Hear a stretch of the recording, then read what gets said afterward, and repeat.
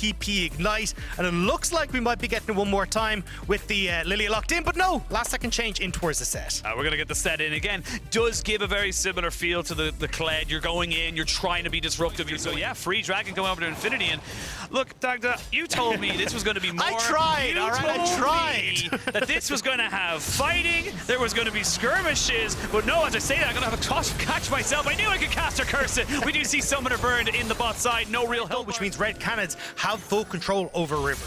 Oh, we are going to see a hell of a lot of people here, as we can see now Flash back, trying to get the showstopper to start it all, but it's all about the movement. As he gets in, gets the haymaker, Greptar will fall down. There's Fuzz Blood, and we get a tidal wave right across JoJo and Aegis. Cataclysm down, 3 more kills going on. That's a fantastic sleep, but you have no extra damage now with the TP coming in. This fight can really begin. There's the tactical sweep. You don't get a lot, but you get one back. Your Lucian traditionally much more on towards the crit damage, where you're looking at the Gale Force or Kraken Slayer, Infinity Edge. Oh, showstopper goes in as Cody gonna find himself with the Stolen Lilia ultimate. He's got the Lilting Lullaby down, but Greptar, Soul Snake not going to be quite able to land that one there for him, and he's got to be careful. There is still another Lilting Lullaby from the original owner, as we now see the Culling coming out just to try and get these health bars nice and low, but there is going to be the ultimate, but they trade it all back. It's fights on every side. There's the TP coming in. That's going to be Solid Snake falling down, but we go back down to bot side, and White Lotus has picked up a kill. It's action all the time. Back to the 2018 Worlds. Yeah, and we are back into game. Obviously, the bug was not leading to anything game-breaking. Remember what we talked about with Red Cannons. Early game team love to win out through their lanes, and it's in the CB law. Like when you look at his stats, third in CSD at 15, third in goal difference at 15.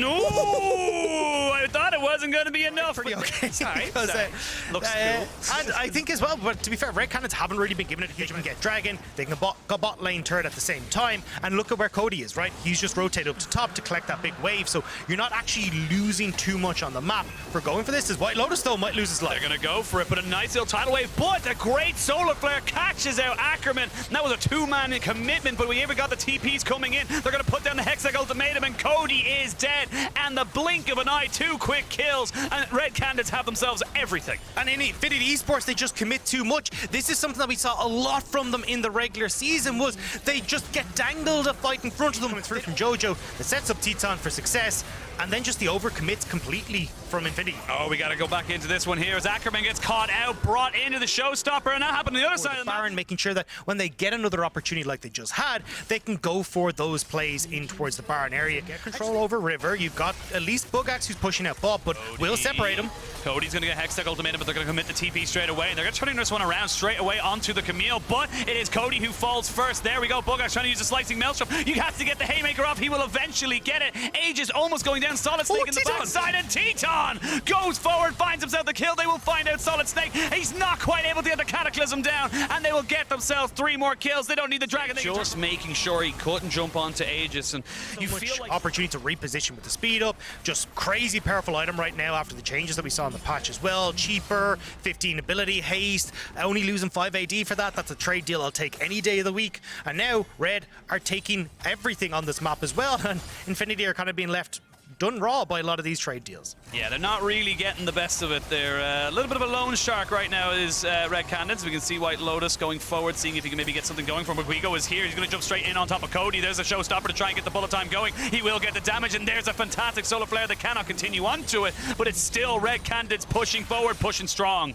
And again, Bugax just late to the fight. Infinity Esports already gone by the time this Kennen shows up, so you've now got the waves pushing in. Guigo goes to situate himself down back around bot side, and now Red can continue the onslaught of the base. They got the wave and bot side as well, so they can go for either side. As we can see, thank you observers for showing us, there's just 2 being stretched too thin, and now Guigo trying to see if he can jump onto Bugax. They're going to land the Xenoblade. They're going to pop out the Slicing Maelstrom in defense just to try and keep himself alive. Cody has got the showstopper, and these health bars are starting to get a little bit low. They'll take the inhibitor to back themselves out.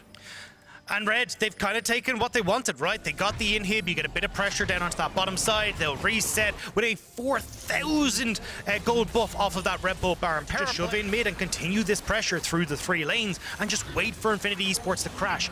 wait for this Baron that's now Going in down to 20. about half its HP. You can see now Red Cannon, so they don't want it. They don't want to try and get the Baron. They want to go for the fight straight away. Solid Snake in a little bit of trouble. He's the one who has to face check as we go in. We're going to see the Hextech ultimate coming out. There's the bullet time. They're not quite getting it on top of people that they want, but there is the death of the jungler now as they try and go in with the showstopper. Cody not quite able to get the abscond abduct. These health bars are too low. It's a double kill for Grafstar. It's a double kill for Titan, and that's going to be the game. I mean, secure, contain, protect. The package was delivered successfully as they just keep Teton safe. Bugax never gets the opportunity to try and use this big ultimate, and now Red will look to close out the second game of the World Championship. They will look to try and push this one in. They got all the ways they could possibly want. They're even going to TP in. It's Ackerman versus the world. This is reminding me of a bit of Attack on Titan. Ackerman versus the Titans, but the Titans come out on top in this particular instance. It will be advantage in the Copa America to the Brazilian side.